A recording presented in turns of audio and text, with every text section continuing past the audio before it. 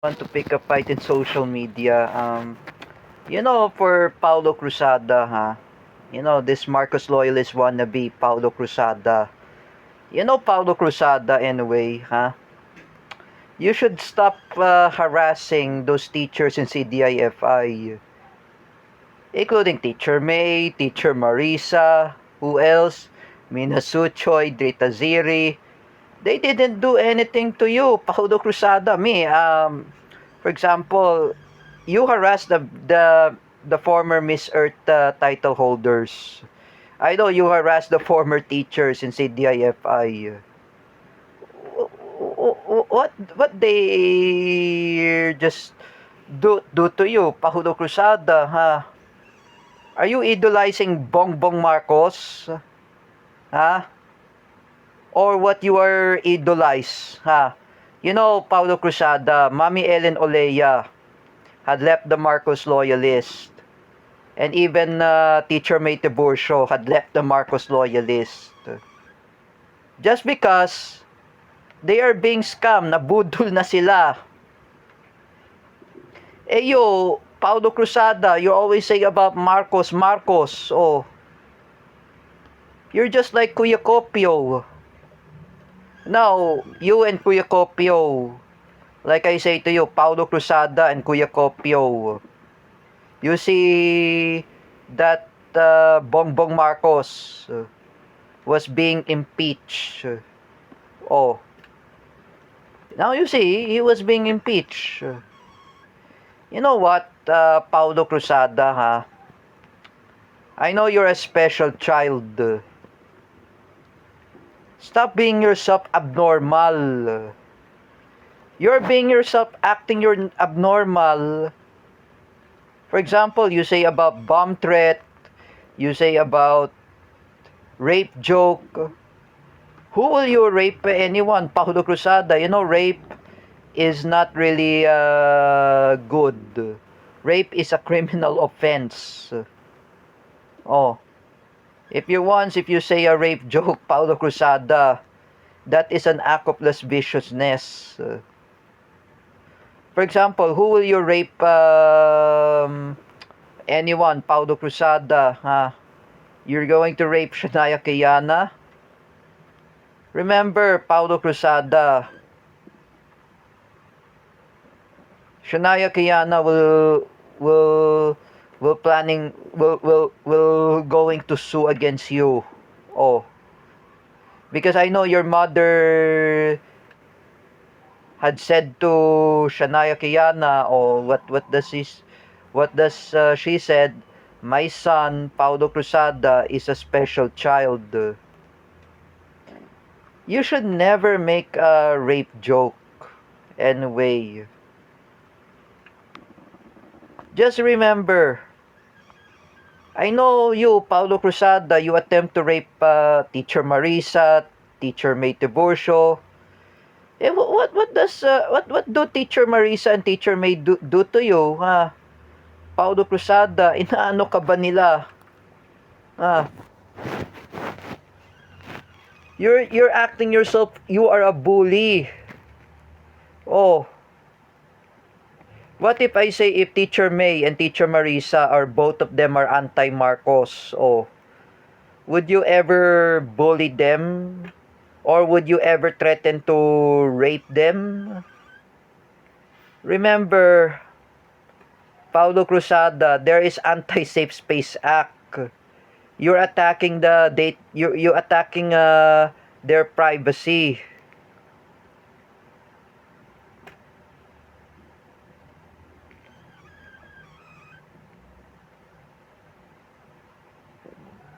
Oh.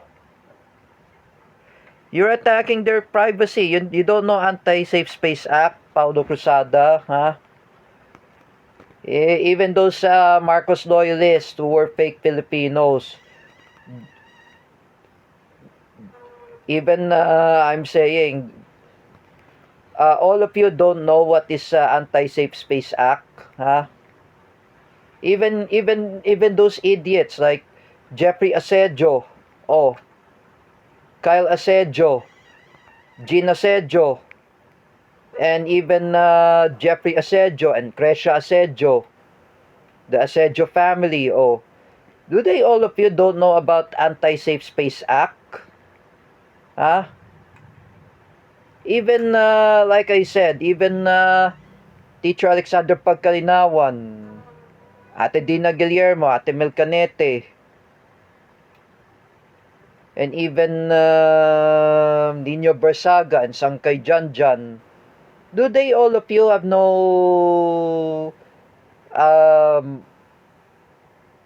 morality or moral lesson how to use social media? Just like I said, you know, Paulo Cruzada, anyway, your rape joke anyway, it's not really funny. Your rape joke is a criminal offense. However, if you make a rape joke to anyone, even those teachers in CDIFI, they will sue against you, Paulo Cruzada. Just like I said, oh, that's not really good to do that in the public. Like I say to Paulo Cruzada, even Kuya Copio, both of you. It's not really good. You know, for both of you, Paulo Cruzada and Kuya Copio, accepted the impeachment against Bongbong Marcos. Just like I was told by Teacher Marisa, Teacher May Tiburcio, and even Ate Nenet Manalo, and even my followers of Duterte bloggers in TikTok Live, they told me there is an impeachment against Bongbong Marcos. Accepted it. Tanggapin nyo like whatsoever. Do not harass anybody. You know, Teacher May Tiburcio, like I mentioned in the first place, I say to you, Paulo Cruzada, she is very retired. I've been talk with Sir Paulo Cuva in Messenger. He told me that I share a rumor to him that Teacher May is going to be retired. Because she is retired in CDIFI. She's not very sick. She is retired. Oh, this Teacher Alexandra Pagkalinawan is making a fake news that Teacher May is sick. You know, this Marcos loyalista, Teacher Alexandra Pagkalinawan. Teacher Alexandra Pagkalinawan, ha? You are an imbecile teacher. Ikaw ang bastos, like I said. You know, Teacher Alexandra Pagkalinawan, like I want to tell you something. I want to ask you very serious question. That Teacher May Tiburcio is not very sick. She is retired. I've been talk with Sir Paulo Cuva that she is retired. Why does Teacher May is retired? Why she was retired? Oh. She's no longer in CDIFI. Oh. You know, Teacher Alexandra Pagkalinawan, you are still in my enemy list. At least I removed Teacher May Tiburcio in my enemy list. Because I know she is my former teacher. She is very retired. Oh, I do not want to bash her. I don't want to quarrel with her. I've been quarrel with her for many times, but for me, I just let her be. I defeated her. I let her be. I say to Teacher May, enjoy your family reunion. Oh. You know that. You know Teacher Alexandra Pagkalinawan. Have a shame of yourself. At least you are being unfriended by Teacher Vincent, Teacher Gio, oh. Even other friends who have friended you, even Teacher Arnel, the friend of Teacher Gio Malana, and friend of, who's that? Teacher Vincent, oh. They unfriended you. He unfriended you because your attitude like this. Teacher Junin Bakta that unfriended you in Facebook. Oh, even the rest of the others, they unfriended you. Oh, even Teacher JD, Teacher Josa, they unfriended you. Oh, even my classmates like Yvette, Bill, Kenji Mantaring, even they unfriended you in Facebook. But Jens didn't unfriended you. Oh, you know, Jens doesn't know you. Oh, he unfriended you. Oh, you know, Teacher Alexander Pagkalinawan, your story is fake news. Do not claim Teacher May is very sick. Of course, Teacher May Tiburcio, she's my fellow Duterte supporter. Oh, she's not pro Marcos. Oh, she's not very sick. I've been told, you know, my friend there, Banateros, the Duterte vlogger and the Duterte supporter in TikTok Live. You remember Banateros?